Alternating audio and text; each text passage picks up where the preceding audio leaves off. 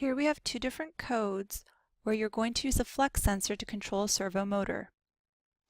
First, put your flex sensor on analog 0. Make sure to include your servo library. Start at position 0 for your servo.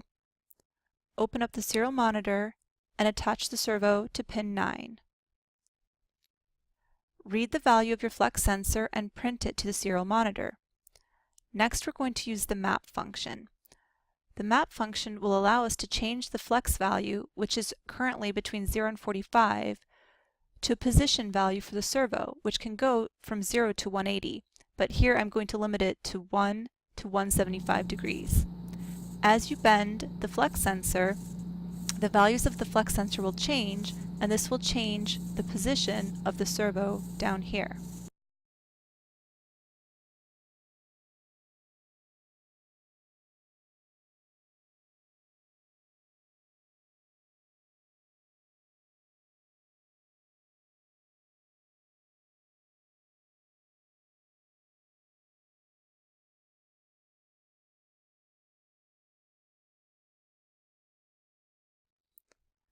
If you want to create a more complicated project, you can have several different flex sensors controlling several different servo motors.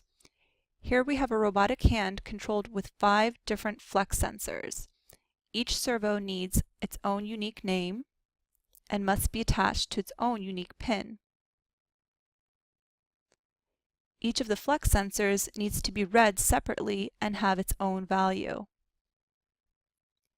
In this case, I didn't use the map function. Instead, I used if-else statements. As long as the sensor was bent, I had the servo move. And the same for each flex sensor. So when you bend the flex sensors, the appropriate fingers of the robotic hand will also move.